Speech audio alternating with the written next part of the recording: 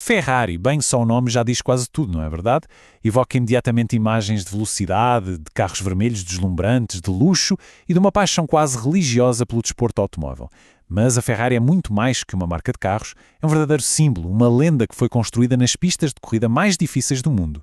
Vamos então mergulhar nesta história incrível que transformou o sonho de um homem num ícone global. E para se perceber o que é Ferrari, temos mesmo de começar por aqui, com as palavras do seu fundador. E olhe que isto não é só uma frase bonita para um póster, não. É literalmente o código genético, o ADN da empresa.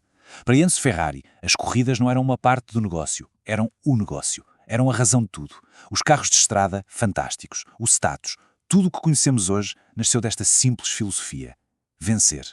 Então, quem era este homem por trás do mito? Vamos conhecer um pouco melhor Enzo Ferrari, o grande protagonista desta história, e a visão dele, que, sem exagero, iria mudar o mundo automóvel para sempre. A vida de Enzo foi moldada por duas coisas, uma paixão imensa e uma dor muito profunda.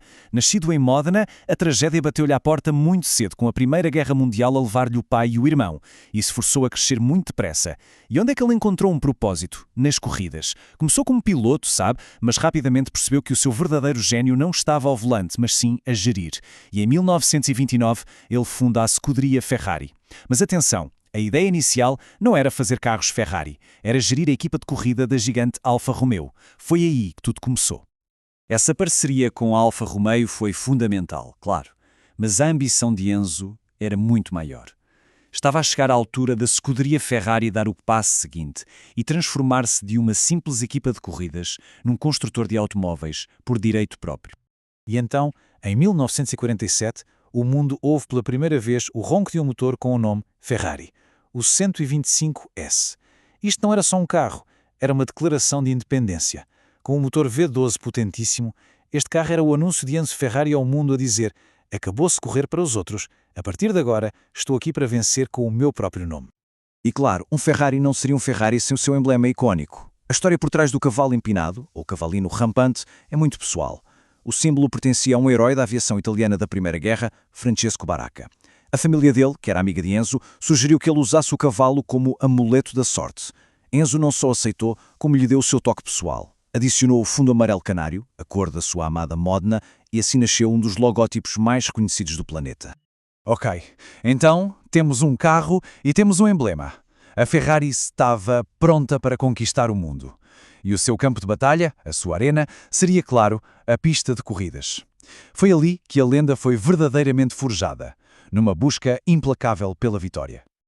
Que frase tão forte, não é? Ela captura na perfeição o turbilhão de emoções daquele momento. Em 1951, a Ferrari consegue a sua primeira vitória na Fórmula 1. E contra quem?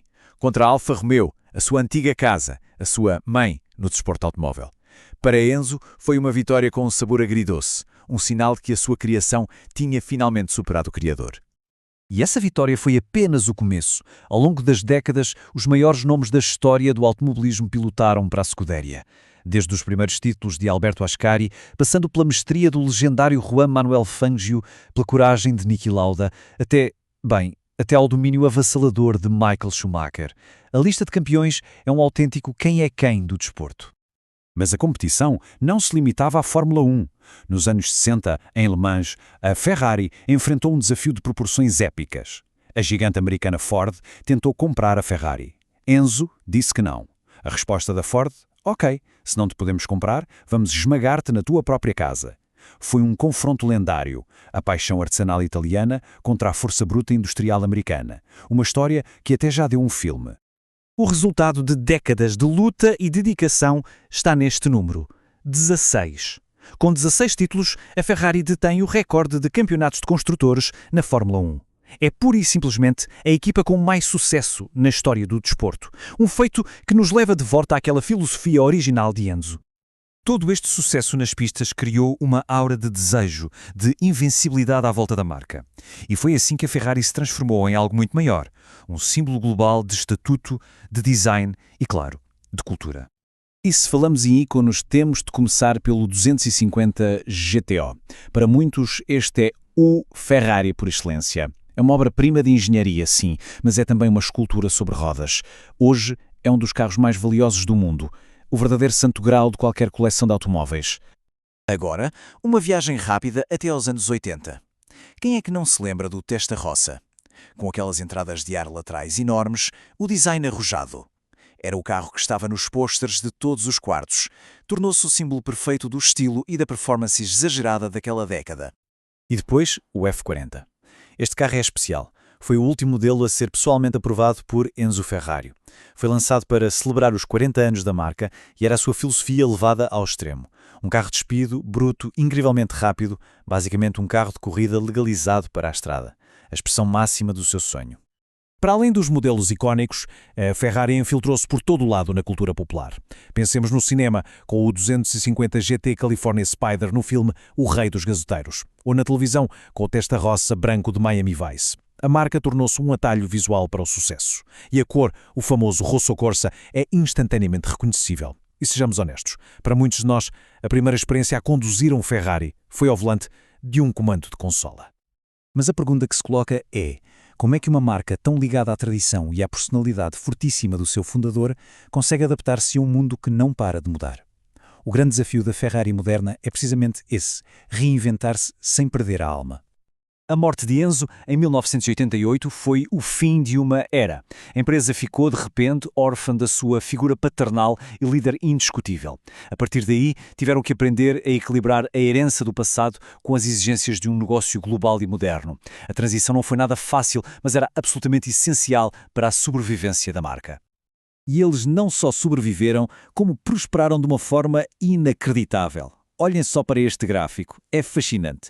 Mostra que a Ferrari, ao focar-se na exclusividade e em margens de lucro altíssimas, consegue o lucro por carro que simplesmente esmaga a concorrência.